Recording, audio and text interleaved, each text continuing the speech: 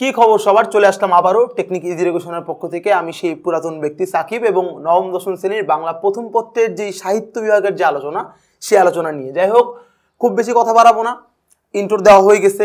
আমাদের চ্যানেল অবশ্যই সাবস্ক্রাইব করবেন, এটাও বলা হয়ে গেল। বিজ্ঞাপনও শেষ, এবার বিজ্ঞাপন ইন্ট্রোর পরে আমরা দ্রুত আলোচনায় চলে যাব। কেন? তার কারণ হচ্ছে আমাদের আজকের আলোচনাটা একটু দীর্ঘ। সেটার কারণটা কি, আপনারা মোটামুটি যারা পরিচিত দশম শ্রেণী যারা, তারা মোটামুটি বুঝতেছেন যে বই পড়া টপিকটা দেখি বুঝতেছেন যে ও একটু ক্যাচাইল্লা, ও একটু গিট্টু লাগায়। তো একটু গিট্টুর টপিক বলে গিট্টু ছাড়াইতে একটু সময় লাগবে, একটু দীর্ঘ আর কি। তো বাড়তি কথা না যে সরাসরি আলোচনায় চলে যাব, তার আগে বলে নেই আমাদের এই আলোচনাগুলো হচ্ছে প্রশ্ন ভিত্তিক বা বিশ্লেষণ যে আলোচনাগুলো সেটা আর কি। অর্থাৎ পুরো একটা প্রবন্ধ বা গল্প বা কবিতা থেকে কোন কোন প্লট থেকে প্রশ্ন হয়, কোন কোন বাক্যগুলোকে আমাদের গুরুত্বের সাথে দেখা উচিত, সেগুলোকে মোটামুটি ডাইজেস্ট করে অন্তত যাতে পরীক্ষার আগের রাতে, বাঙালি তো অমনি পড়ে, তবুও যারা পরীক্ষার আগে অনেকে আছেন শুরু থেকে প্রিপারেশন নেন, তারা তো ভালো। বা যারা পরীক্ষার আগের রাতে নেন বা শুরু থেকে প্রিপারেশন নিলেও পরীক্ষার আগের রাতে লাস্ট রিভিশন দরকার হয়, সেই জন্য এটা আমার মনে হয় বেশ কিছুটা উপকার হবে আর কি। একবারে জাস্ট মূল ব্যাপারটা সব কিছুর মধ্যে উল্লেখ করা থাকবে আর কি। যাই হোক, তো প্রথমে আমাদের আলোচনা বিষয় হচ্ছে অনুধাবনের আলোচনা। আমি প্রথমে বলে নিচ্ছি, এখানে যে 6টা বাক্য আছে আর কি, এর বাইরে আরও কিছু বাক্য, অনুধাবনের বাক্য আমরা দেখব এর পরের আলোচনাতে আর কি। প্রথমে এই 6টা দেখতেছি এবং বারবার বলি অন্যান্য পর্বে ডিপেন্ড করে, এক একটা গল্প কবিতার উপর ডিপেন্ড করে, নির্ভর করে যে কতটুকু প্রশ্ন আমাকে জানতে হবে, কতগুলো বাক্যর ব্যাখ্যা আমাকে জানতে হবে। দেখা গেল, আমি একটু ব্যাপারটা ক্লিয়ার করি, যে একটা গল্পর হইলে আর কি শুভা বা ধরেন অভাগীর স্বর্গ কিংবা ধরেন প্রবাস বন্ধু, এইসব ক্ষেত্রে কিন্তু যেখানে গল্প বেশি, আমাটির ভেপু, ওখানে ডিটেইলিং বেশি, ওখানে কিন্তু এই অনুধাবনের বাক্য বা পেঁচানো কথা বা বিশ্লেষণ করতে হবে এমন বাক্য, এই পরিমাণটা কিন্তু কম। কিন্তু অন্যদিকে আমরা যখন প্রবন্ধ আলোচনা করি, প্রবন্ধের কাজই হচ্ছে ভাই, এটা হচ্ছে মজা, প্রবন্ধের কাজই হচ্ছে ওর মধ্যে প্লট টুইস্ট কম, ওর মধ্যে বিশ্লেষণ বেশি। অর্থাৎ প্রবন্ধ কি করে, বই পড়া প্রবন্ধ কি করছে, কবি সাহেব বিশাল আলোচনা করে, অনেকগুলো বাক্য দিয়ে, অনেকগুলো উপমা দিয়ে, অনেকগুলো উদাহরণ দিয়ে, অনেকগুলো দৃষ্টিকোণ দিয়ে কবি এটা প্রমাণ করার চেষ্টা করছে যে বই পড়াটা আমাদের জ্ঞান চর্চার জন্য সবচেয়ে ভালো মাধ্যম, বা এর থেকে বেটার কিছু হয় না আর কি, মানে নিজে শিক্ষা অর্জন করার ক্ষেত্রে আর কি। এরকম একটা আলোচনা উনি অনেকগুলো দৃষ্টিভঙ্গি থেকে করছেন বলে আমাদের অনেকগুলো বিশ্লেষণ দরকার হয়। সেই তুলনায় কিন্তু বই পড়ার মধ্যে প্লট টুইস্ট, অর্থাৎ মূল ভাবের যেই একাগ্রতা, মূল ভাবের যে ফোকাস, যেটা নিয়ে আলোচনা করবে, সেই টুইস্টটা কিন্তু কম। কিন্তু আপনি দেখুন সুভার মধ্যে অনেকগুলো দিক নিয়ে, নারীর অবস্থান, প্রতিবন্ধিতা, তারপর হচ্ছে তার প্রতি তার বাপ মার অবহেলা, সমাজের দৃষ্টিভঙ্গি, বক্কর চক্কর, অনেকগুলো পার্ট পাবেন। কিন্তু বই পড়ার মধ্যে একটাই পার্ট, যদি সঠিক শিক্ষিত হতে চাও, নিজে নিজে শিক্ষা অর্জন করো। শিক্ষিত হইতে না চাইলে তুমি স্কুল কলেজে পড়ো, না স্কুল কলেজে পড়লেও শিক্ষিত হওয়া যায়, কিন্তু মেইনলি স্বশিক্ষিত হওয়া যে ব্যাপারটা, তার উপরে বই পড়া বা নিজে শিক্ষা অর্জন করার একটা বড় সম্পর্ক আছে। কবি এই ধরনের আলোচনাই করছেন আর কি। যাই হোক, তো আর কথা না পারে আমরা ডিরেক্টলি দেখি এইখানে অন্তত এখনকার জন্য কি কি বাক্যগুলো আছে এবং তার ব্যাখ্যাগুলো, তার আলোচনাগুলো কি কি আর কি, টুইস্টগুলো কি হয় একটু দেখি। এই বই পড়া প্রবন্ধের অনুধাবনের আলোচনায় প্রথমে প্রবন্ধের প্রথম পৃষ্ঠার যে বাক্যগুলো, সেগুলো এখানে আলোচনা করা হচ্ছে। আসেন দেখি, আমরা একদম শুরু থেকে শুরু করি। 1 নাম্বারটা কি আলোচনা করা। 1 নম্বর প্রশ্ন বলা হচ্ছে, শিক্ষার ফল লাভের জন্য আমরা সকলে উদ্দাহু ব্যাখ্যা করো। একটু খেয়াল করবেন স্যার, বা উদ্দাহু যাই বলে না কেন, মানে হাত বাড়ায় রাখা আর কি। উদ্বাহ শব্দের অর্থ হচ্ছে জড়ায় নেওয়ার জন্য হাত মেলে রাখা, আমরা কোলাকুলি করার জন্য হাত মেলে রাখি না, ওইরকম আর কি।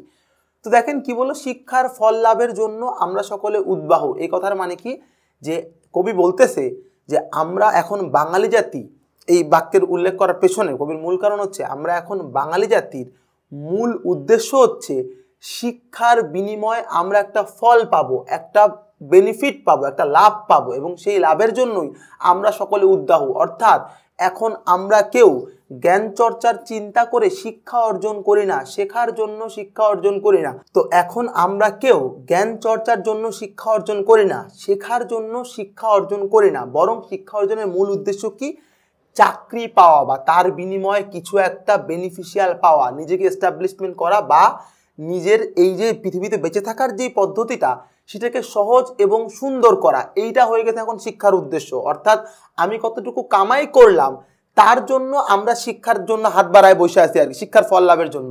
কিন্তু শিক্ষা কি করে অর্জন করতে হয়, প্রপার শিক্ষা কি, কতটুকু সাহিত্য চর্চা দরকার, এর বিষয়ে আমাদের কোনো আগ্রহী নেই। অর্থাৎ এই বাক্যটার প্রধান অর্থ হচ্ছে, আমরা এখন অনেক বেশি বস্তুবাদী চিন্তা করি।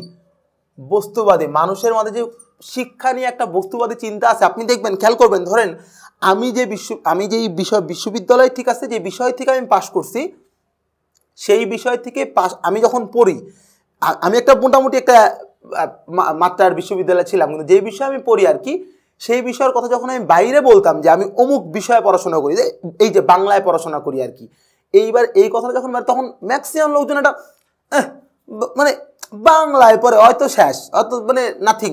কিন্তু এইখানে যদি আমি দাঁড়ায় বলতাম যে আমি ধরেন ইঞ্জিনিয়ারিং পড়ি, ওই একই বিশ্ববিদ্যালয়ে একটা ইঞ্জিনিয়ারিং সিএসসি কম্পিউটার সায়েন্সে আমি পড়তেছি একটা ভালো জায়গাতে, তো ও আল্লাহ তুমি ইঞ্জিনিয়ার, মানে এই যে দেখেন এই যে চিন্তাটা শুরুতেই ধরে নিছে, কেন বাংলার প্রতি ওর এরকম নাক কুচকানো বিহেভিয়ার, কেন বাংলা ওরে কামড় দিছে না? বাংলা তো কামড় দেয় নাই, ঝামেলাটা হচ্ছে বাংলার তো চাকরি কম, ও তো বোঝা যাচ্ছে এই ছেলে তো লুথা, এত তো লাফালাফি করে ক্লাস নিব, ওর তো ইনকাম নাই, এই কারণে পুরো লোকজন সবাই নাক কুচকাচ্ছে। অর্থাৎ কারণ কি, আমরা শিক্ষার ফল লাভের জন্য সকলে উদ্যম, আমরা বেনিফিটটা চাই, শিক্ষায় কতটুকু কি পাইলাম, কি শিখলাম, শিক্ষার মূল উদ্দেশ্য হচ্ছে শেখাতে, সেই বিষয়ে আমাদের আপাতত এখন জাতির কোনো আগ্রহ নাই। এই ব্যাপারটা বোঝাইতে আমাদের বস্তুবাদিতা কিংবা আমাদের স্বার্থের প্রতি নজরের কথা উল্লেখ করার জন্য কবি এই ধরনের একটা বাক্য উল্লেখ করেন। ক্লিয়ার?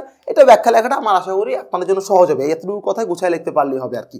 দ্বিতীয় আলোচনা বিষয়বস্তু, ডেমোক্রেসি সাহিত্যের সার্থকতা বোঝে না, বোঝে শুধু অর্থের সার্থকতা। একটু খেয়াল করবেন, দুটো বাক্য একসাথে দেওয়ার একমাত্র কারণ হচ্ছে এই দুটো বাক্যের অর্থ প্রায় কাছাকাছি বা এর উত্তরের ধরন প্রায় কাছাকাছি। একটু খেয়াল করবো, ডেমোক্রেসি সাহিত্যের সার্থকতা বোঝে না, বোঝে শুধু অর্থের সার্থকতা।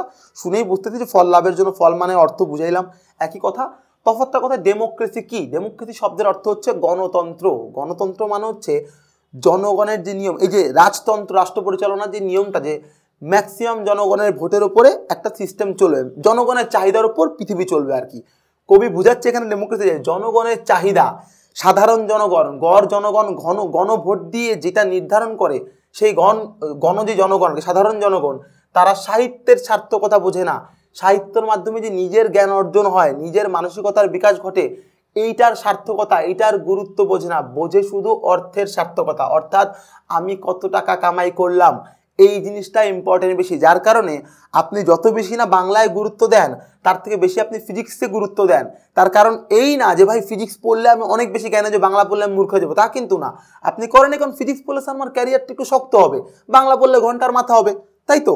এই কারণে আপনি লামসাম এটা মোটামুটি এমএনএস পাস করতে পারলে হলো আর কি, দেখা যাবে না। ফিজিক্স তো ভাই ইম্পর্টেন্ট, ওটা তো না জানলে তো আমার জীবন শেষ, যৌবন শেষ, বুয়েট শেষ, তাই তো? তো এই ব্যাপারটাই কবি বলার চেষ্টা করতেছে যে এই বাক্যের মধ্যে ডেমোক্রেসি সাহিত্যের সার্থকতা বোঝে না, বোঝে শুধু অর্থের সার্থকতা।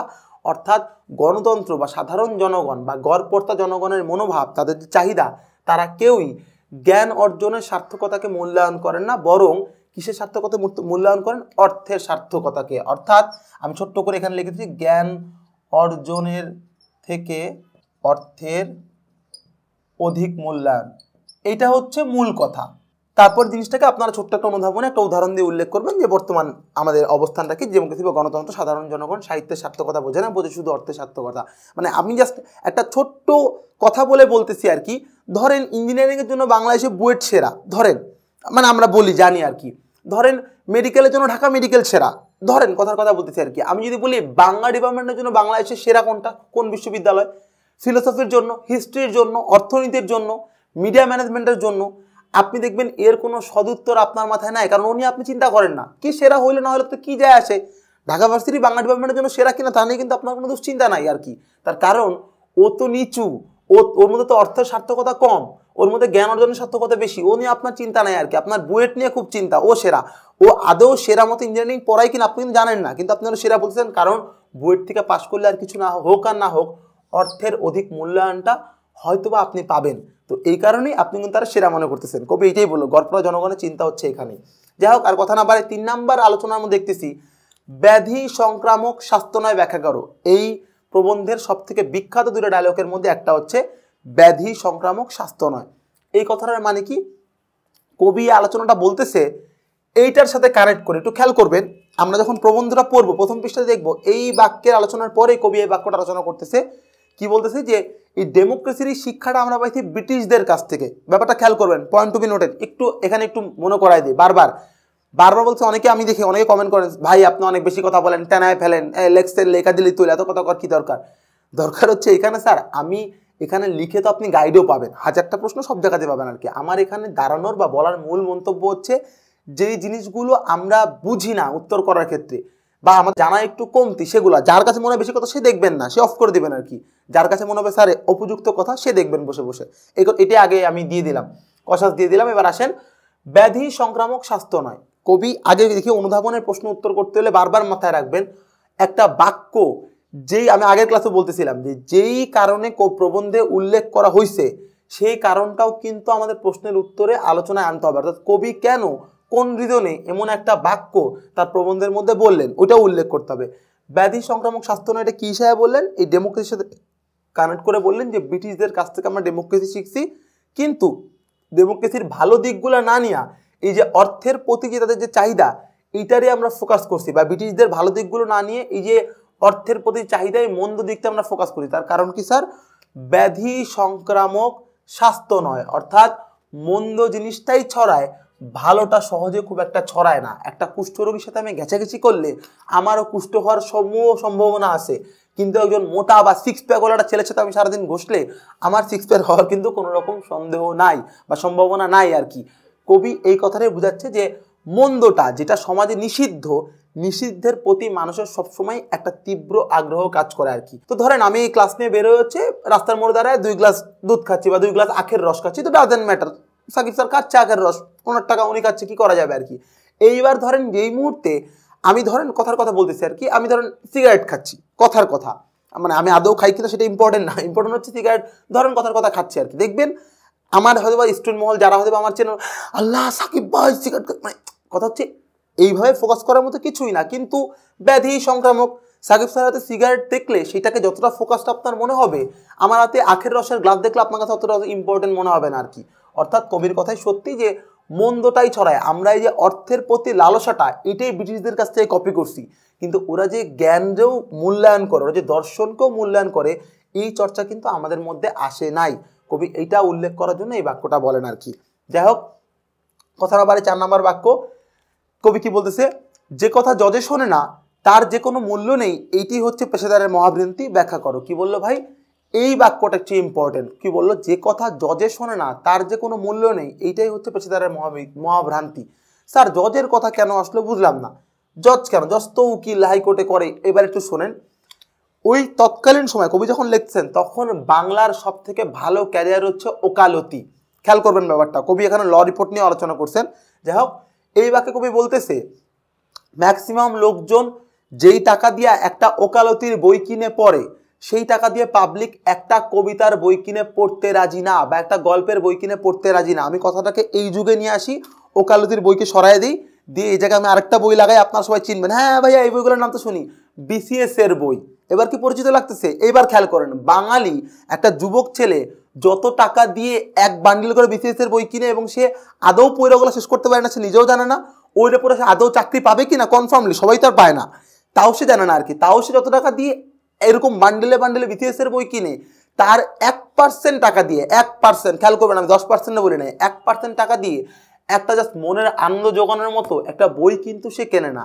একটা কবিতার বই, একটা গল্পের বই, একটা কমিক্স, একটা সাহিত্য কিন্তু সে কেনে না। কেন কেনে না স্যার? তার কারণ এই যারা পেশাদার, যারা কমার্শিয়াল, যারা চাকরিজীবী, তাদের মধ্যে একটা মহাভ্রান্তি আছে, একটা মহাভুল আছে। সেই মহাভুলটা কি? তারা মনে করে যে কথা জজে শোনে না, এখানে জজ বলতে বোঝানো হচ্ছে বসকে। ওই সময় ওকালতি ছিল সব থেকে সেরা পেশা, আর উকিলদের বসকে, জাজের কাছে সে রেজাল্ট নেয় আর কি।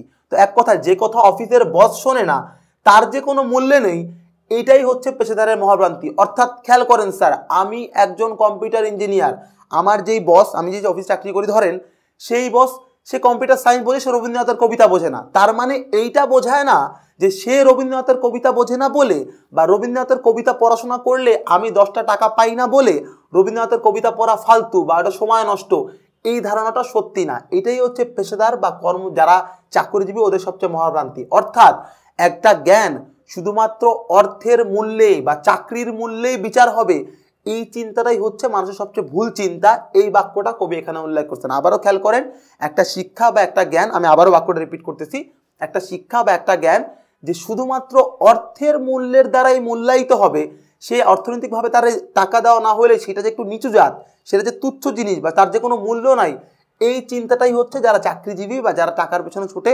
ওদের সবচেয়ে ভুল চিন্তা আর কি। মনে রাখবেন, হ্যাঁ, সব কিছু টাকার মূল্যে বিচার হয় না, সব কিছুর ভ্যালু টাকা দিয়ে হয় না। পাবলো পিকাসো টাকার অভাবে না খায় মারা গেছেন, তার ছবি এখন $1,000,000 মিউজিয়ামে তুলে রাখা হয় আর কি। সব কিছু টাকার মূল্যে হয় না আর কি হিসাবটা। কিছু কিছু জ্ঞান, কিছু কিছু জিনিস সে টাকা না পাইলেও সে ভালো। রবীন্দ্রনাথের গীতাঞ্জলি কয় কপি বিক্রি হয়েছে এটা ইম্পর্টেন্ট না। বারবার খেয়াল রাখবেন, সত্যজিৎ রায় স্যারের অপরাজিতা সিনেমাটা 2 বার হলে তোলা হলো, 2 বার জনতা দেখলো না। এই বোরিং সিনেমা কে দেখবে, এর তো আর প্রেম নাই। তখন হিট সিনেমা ধরানো হচ্ছে এই পদ যদি না শেষ হয়, ওই যে সুচিত্রা উত্তমের সিনেমা। আমি বলতেছি আজকের যুগের কথা না, প্রায় আজ থেকে প্রায় 50-60 বছর আগের কথা। 50 বছর না, এত না, 40 বছর আগের কথা বলতেছি আর কি। তো সেই সময় অপরাজিতার মতো একটা সিনেমা বিদেশে ফেস্টিভ্যালে পুরস্কার পেয়ে আসলো, সেটা 2 বার হলে তোলা হইলো, 2 বারে একবারও বাঙালি কিন্তু দেখলো না, সত্যজিৎ রায়ের সিনেমা দেখলো না আর কি। তার কারণ এই যে এখন পাবলিক দেখলো না বলে, কারণ যাই হোক, পাবলিক যে কারণে না দেখুক আর কি, পাবলিক দেখলো না বলে, সেই সিনেমাটা হলে কামাই করতে পারলো না বলে সেটা যে মূল্যহীন সিনেমা, এটাই হচ্ছে পেশাদারদের মহাভ্রান্তি, ভুল চিন্তা। স্যার মনে রাখবেন, নাম্বার 1 সাকিব খান অনেক বেশি সিনেমা হলে দেখা হয়, প্রচুর লোকজন দেখে টিকিট দিয়ে আর কি। তার মানে কি সেটা ভালো সিনেমা হয়ে যায় না। অর্থের মূল্যের উপর কোনটা ভালো বা মন্দ বা কোনটার মূল্য আছে কি নাই সেটা বিচার করা আসলে সব ক্ষেত্রে যায় না। এইবার এটা হচ্ছে মূল কথা এই বাক্যের। এবার আমরা 5 নম্বর লাইনে যাচ্ছি। কবি কি বললো, গল্প কিন্তু আগাচ্ছে। এই যে পেশাদারদের মহাভ্রান্তি বললো, এইবার কবি আসল কথা বললো যে ভাই সম্পদ আমাদের লাগবে, ঠিক আছে। এখন একদল লোক বলবে যে আপনি যে বলছেন পেশাদারের মহাভ্রান্তি, টাকার মূল্য ইম্পর্টেন্ট না, তো আপনি খায়া করে বাঁচবেন না, আপনার টাকা পয়সা লাগবে না, এমনি থাকবেন পাগলা। না না, এমনি থাকবো না, টাকা পয়সা তো আমারও লাগবে, আমি তো ক্লাস নেই টাকার জন্যই, ঘটনা সত্যি। কিন্তু আসল ব্যাপারটা কি, কবি কি বলতেছে, ভাই টাকা অর্জন করো আপত্তি নাই, কিন্তু যে জাতির জ্ঞানের ভান্ডার শূন্য সে জাতি ধনের ভারও ভবানী। অর্থাৎ যে জাতির জ্ঞান সামান্য, তার অনেক সম্পদ থাকলো, ধনের ভারও ভবানী। ধনের ভার মানে হচ্ছে ভাড়া পাত্র, ভবানী মানে হচ্ছে শূন্য ফাঁকা। অর্থাৎ যে জাতির জ্ঞান সামান্য সে জাতি কিন্তু সম্পদের পাত্রটাও তার ফাঁকা, তার কিন্তু সম্পদটাও থাকে না আর কি। অর্থাৎ একজন মূর্খ মানুষ, তার যদি প্রচুর সম্পদ থাকে, সেটার উপযুক্ত ব্যবহার বা তার উপযুক্ত ইউটিলাইজেশন, তার উপযুক্ত কার্যকারিতা কিন্তু একজন মূর্খ মানুষ করতে পারে না, বরং তার ধীরে ধীরে সময়ের সাথে সেই ধনের ভাণ্ডারও কিন্তু খালি হয়ে যায় বা শূন্য হয়ে যায়। কবি এই কথাটা বলছেন। আমি যা ছোট্ট একটা এক্সাম্পল দিয়ে একটু খেয়াল করবেন, আপনারা ইতিহাস বইটি সমাজ বইটি পড়লে দেখবেন যে বাংলা বা আমাদের এই অঞ্চলটা কিন্তু একসময় সব থেকে এস্টাবলিশ ধনী অঞ্চল ছিল, লোকজন ব্যবসা করতে আসছে জায়গায়, খুব ভালো একটা অঞ্চল, উর্বর অঞ্চল, চমৎকার অঞ্চল। দুঃখজনক ব্যাপার হচ্ছে আজকে আমরা তৃতীয় বিশ্বের দেশগুলোর একটা, যারা আমাদের শাসন করলো 200 বছর, ওরা এখন প্রথম বিশ্বের লোক, আমরা এখন তৃতীয় বিশ্বের লোক, তাই তো, থার্ড ওয়ার্ল্ড কান্ট্রি, দরিদ্র লোকজন আর কি, এই যে কালা শুকনা পাতলা, তাই তো, এরকমই তো দেখানো হয় আর কি।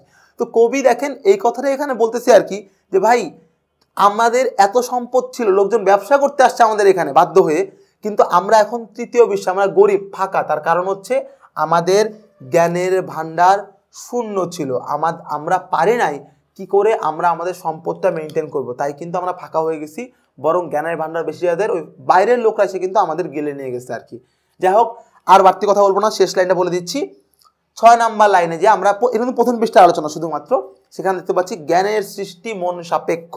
সব থেকে ক্রিটিক্যাল একটা লাইন, একটু খেয়াল রাখবেন। এখানে সাপেক্ষ মানে হচ্ছে শর্ত, নির্ভরতা। জ্ঞানের সৃষ্টি মন সাপেক্ষ মানে হচ্ছে জ্ঞানের সৃষ্টি মনের ওপর নির্ভর করে, মনের ওপর বাধ্য বা মনের ওপর ডিপেন্ড করে, আমি যদি বলি আর কি, বা মনের ওপর ঠিক মানে মনের ওপর সে সিদ্ধান্ত নেয়। মন যদি চায় তাহলে জ্ঞানের সৃষ্টি হয়, নয়তো জ্ঞানের সৃষ্টি হয় না। অর্থাৎ আমি আপনাকে যতই মাইরা কাইটা পড়ে না, ধরেন আমাদের এই ক্যামেরা ডিপার্টমেন্টে তন্ময় স্যার, যে তন্ময় ভাই, সে আমাদের সব ডিপার্টমেন্ট দেখাশোনা করে আর কি। এইবার ধরেন উনি ক্যামেরা ডিপার্টমেন্টের কাজ খুব ভালো জানে, উনি খুব সুন্দর মতো জানে আর কি। আর মনে করেন আমার ইচ্ছা যে না, তুই ক্যামেরা ডিপার্টমেন্টে কাজ করবি না, তুই এসে বাংলা ডিকশনারি শব্দ অর্থ বের করবি আর কি। আমি বাংলা টিচার আর কি, তোর কানের করে 2টা চর্চা পড়ে, এই বেটা তুই কথা বলিস, তুই বাংলা ডিকশনারি বের কর আর কি। এখন ও যদি নিজের মনে না চায়, আপনি খেয়াল করুন ব্যাপারটা, ও যদি নিজের মন থেকে না চায়, আমি কিন্তু ওরা 1000 দিন থাপড়াইলো, আমি কেন, কবিগুরু রবীন্দ্রনাথ ঠাকুর যদি এসে আমরা থাপড়ায়, তাও কিন্তু সে বাংলা শব্দের প্রতি ওই রকম আগ্রহী হবে না যতটা আগ্রহী সে ক্যামেরার প্রতি। তার কারণ কি স্যার, ক্যামেরার যে জ্ঞানটা তার মধ্যে আছে সেইটা তার মন সাপেক্ষ, তার মনের উপর নির্ভর করে। তার মন থেকে চাইছে বলেই তার মধ্যে কিন্তু ক্যামেরার প্রতি বা ক্যামেরা জানার প্রতি এই জ্ঞানের সৃষ্টিগুলো হয়েছে। সে যদি নিজের মন থেকে না চাইতো তাহলে কিন্তু জ্ঞানের সৃষ্টি হইতো না। এই হচ্ছে এই বাক্যের মূল অর্থ বা ব্যাখ্যা। তো আমরা দেখতে পাই যে এই হচ্ছে আমাদের প্রথম পৃষ্ঠার 6 বাক্য, যে বাক্যের অনুধাবনের বাক্য। আমি বারবার বলতে বই পড়াটা লম্বা টপিক, দীর্ঘ টপিক, আপনারা জানেন। তো আমরা পরের পর্বে আলোচনাতে আমরা বাকি অনুধাবনের উত্তরগুলো দেখব। আজকে পর্যন্ত রাখবো, এবং একটু খেয়াল রাখবেন যে এই বাক্যগুলো কিন্তু একটাও মানে অপ্রয়োজনীয় বাক্য না। প্রত্যেকটা আপনারা বোর্ড কোশ্চেন বা ক্যারেট কলেজ খুলে দেখবেন, অনুধাবনের প্রশ্নের ক্ষেত্রে বেশ কয়েকবার চলে আসছে আর কি। যাই হোক, তো এই বাক্যগুলো খেয়াল রাখবেন, এবং এই বাক্যগুলো থেকে আমাদের অনুধাবনের পরিমাণ বেশি থাকবে। আরও কিছু বাক্য আছে, সেগুলো আলোচনা আমরা আগামী পর্বে করব। সে পর্যন্ত ভালো থাকবেন, সুস্থ রাখবেন, আর আমাদের সাথেই থাকবেন। আল্লাহ হাফেজ।